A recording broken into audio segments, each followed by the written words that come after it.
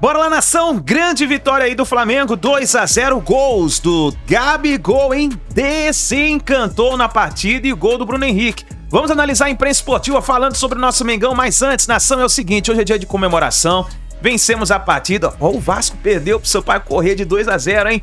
Tem muita notícia no nosso canal, chega explodindo o dedo no like aqui, nos ajude a bater uma meta aí de 3.000 likes pra esse vídeo.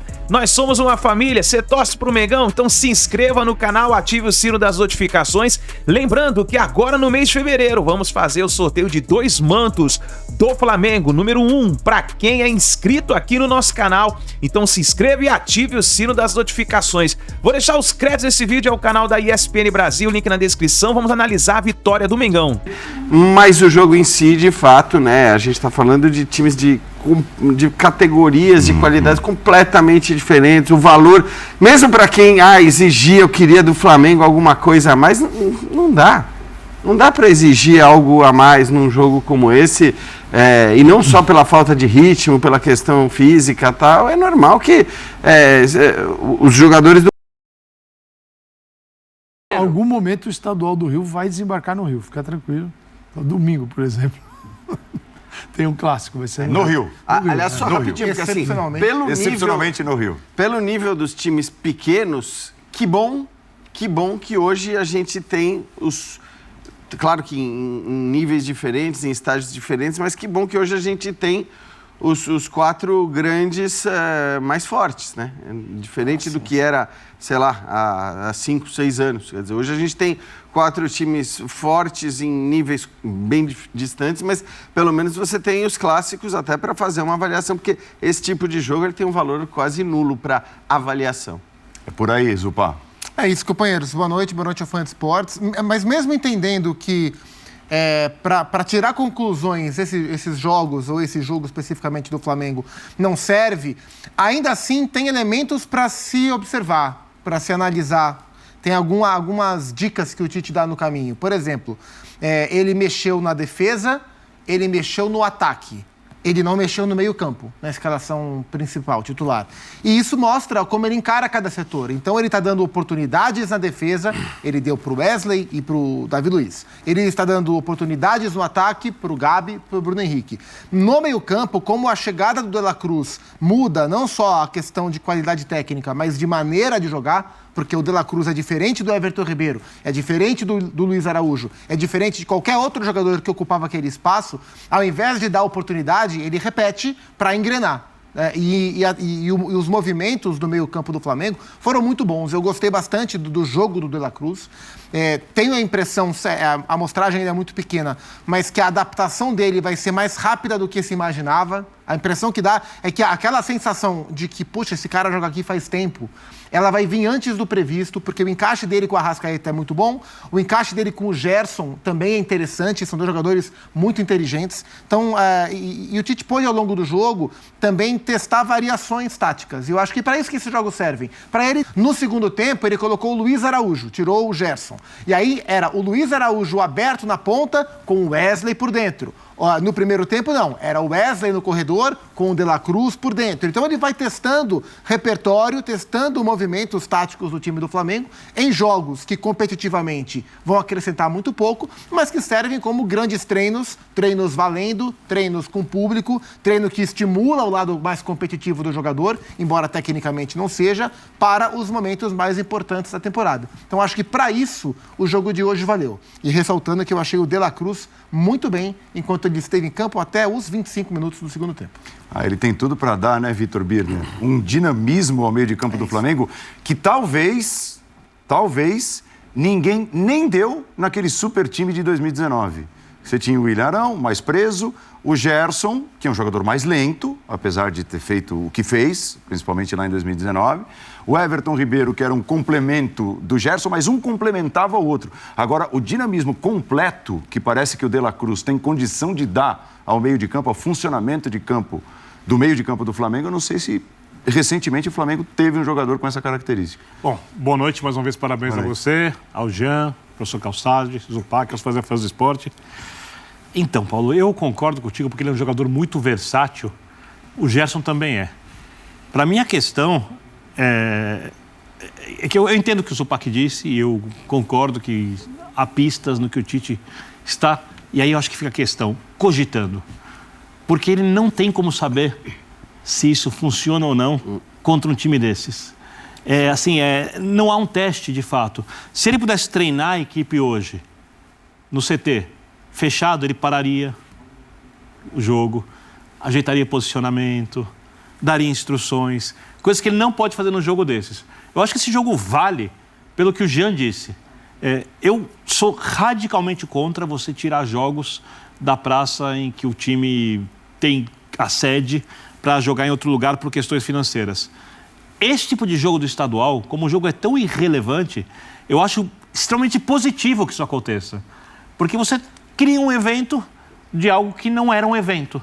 Né? Você leva o Flamengo para um público que não pode ver o Flamengo, tira o time do Rio de Janeiro, o Flamengo é um time nacional, para que o seu torcedor possa ter um pouco de contato com a sua paixão, com o seu clube que ama, com a camisa de perto. Então você cria uma festa, né, de arquibancada, que o jogo, obviamente, não pode proporcionar, mas que dá algum valor.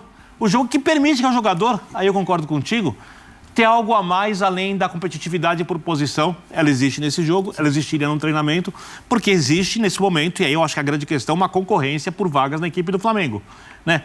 Contra o Sampaio Corrêa, perfeito, dá para jogar com esse meio de campo, ter usado esse meio de campo. Se ele tivesse o Mundial daqui 2 meses, ele treinaria com esse meio de campo? Eu acredito que sim. Se ele fosse pegar, se tivesse, por exemplo, Manchester City, vou dar um exemplo bobo assim. Fosse pegar Pulgar, Gerson, Rascaeta e De La Cruz. Gerson, Rascaeta e De La Cruz. Eu tenho dúvidas. Quem você acha que poderia entrar no mercado? Não, porque você precisa recompor melhor. O De La Cruz recompõe. Então, o Thiago Maia, que era E o Rascaeta? O Thiago Maia, que era uma opção para a função, tá meio sendo negociado.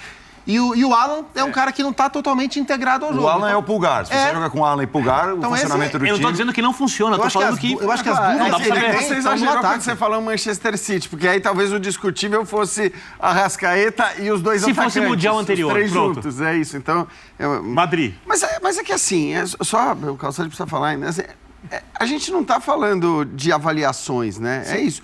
Por isso que eu comecei falando, o jogo dá indicações de possibilidades e indicações sobre o que o Tite pensa. Agora, a avaliação é nula, absolutamente nula num jogo como esse. Olá, boa noite. Boa noite. A gente está chegando em fevereiro e eu tenho muitas dúvidas com relação ao Flamengo. Porque muitos times já estão aí no Brasil, infelizmente, né? Eu entendo que terminou o Brasileiro dia 6 de dezembro, a gente deveria estar falando agora, 6, 7 de fevereiro, início de qualquer coisa. Né? Tanto que você olha para a Libertadores, ela vai começar nessa semana. Ninguém põe a Libertadores para começar antes. Libertadores começa ali, nesse período. É quando deveria começar a bola girar aqui. Mas como a gente não quer, prefere fazer tudo de qualquer jeito, os times estão jogando. Mas até agora a gente não viu o Flamengo. Viu o Flamengo contra um adversário? Domingo a gente vai ver. Sim. Porque é um clássico, né? O Vasco não é a melhor versão de um adversário que poderia enfrentar. Mas é um clássico que é muito grande. E você vai ver um Vasco que vai lutar, que vai correr. E aí vai exigir do Flamengo, pelo menos, eu vejo o futebol dessa forma. Você tem que se igualar ao adversário na vontade, no desejo, na disputa. Se você não se igualar, você não consegue botar sua qualidade, que é superior, dentro de campo. Vai ficar faltando alguma coisa. Então, a primeira coisa é igualar na vontade. Né? Você está ali, lutando.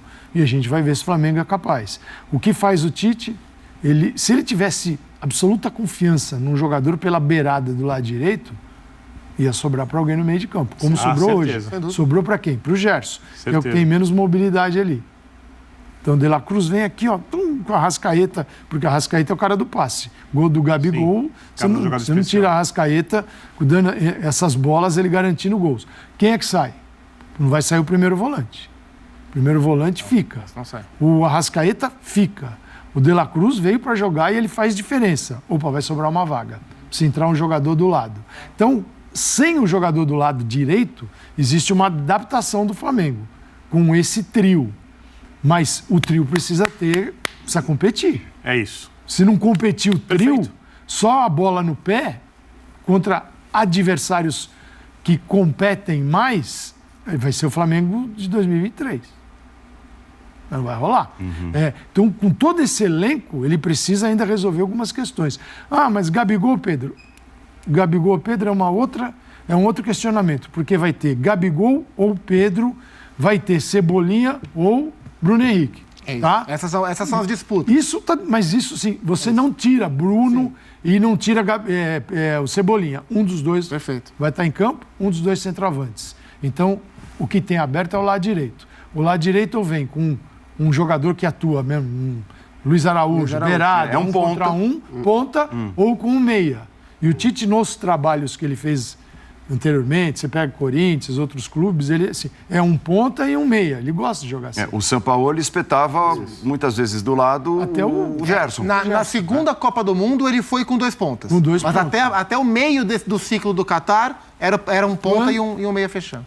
Quando veio o Vinícius e o Rafinha. Não dá para tirar Vinícius. Vinícius. Vinícius e Rafinha. Não dá para tirar o Vinícius, tem que jogar. Eu acho que assim, o positivo... Aí tem uma coisa que é muito boa para o De La Cruz, porque o De La Cruz é um cara que pode jogar mais aberto pela direita como um meia e não como um ponta, mas ele pode jogar também no meio-campo como um segundo homem, ele pode até jogar como o cara centralizado ali do Arrascaeta, mas aí, claro que quando o Arrascaeta está em campo, isso não se discute, e talvez seja a menos indicada das 3 posições.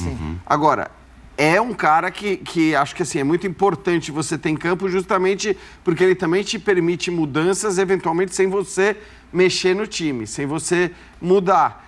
E de qualquer forma, eu acho que assim, a gente está falando de um calendário com tantos jogos e jogos tão diferentes um para outro, que é maravilhoso você poder ter a opção de, e é claro que aí o Luiz Araújo precisa estar bem, precisa estar melhor, precisa se recuperar como o Cebolinha se recuperou. Mas é muito bom você ter a possibilidade de escolher também, não de acordo só com o rendimento ou com aquilo que você acha melhor para o seu time, mas com o adversário que você vai enfrentar. Então você precisa de um cara mais agudo, você precisa de um cara que caia mais para o meio para você dar espaço para o lateral. Então, eu acho que essa é a riqueza do Flamengo.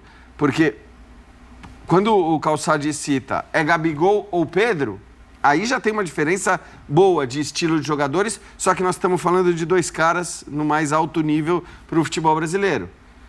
Quando você tem Cebolinha e Bruno Henrique, aí talvez a mudança seja menor em relação a perfil e tudo mais. Ainda que o Bruno Henrique faça muito um trabalho dentro da área mesmo, como centroavante, mais atacante mesmo. Então, isso é maravilhoso para o Tite, porque é isso, né? Enquanto a gente fica discutindo os ataques dos outros elencos e tal, você olha para o Flamengo e vê essa capacidade de mudança, seja de acordo com o rendimento dos jogadores, seja de acordo com o adversário. E o De La Cruz tem uma vantagem, porque assim, a gente pode imaginar vários jogadores saindo do Flamengo em algum momento da temporada. O De La Cruz eu acho um dos menos cotados, porque ele preenche o meio-campo, ele entrega um dinamismo que os melhores times que o Tite já treinou na carreira sempre tinham alguém com essa característica. Eu nem digo do espaço do campo, o aberto pela direita, o meia pela direita, mas a característica, né? Quais foram os melhores times que a gente viu o Tite comandar? Os 2 Corinthians, o campeão do mundo, o campeão brasileiro de 15,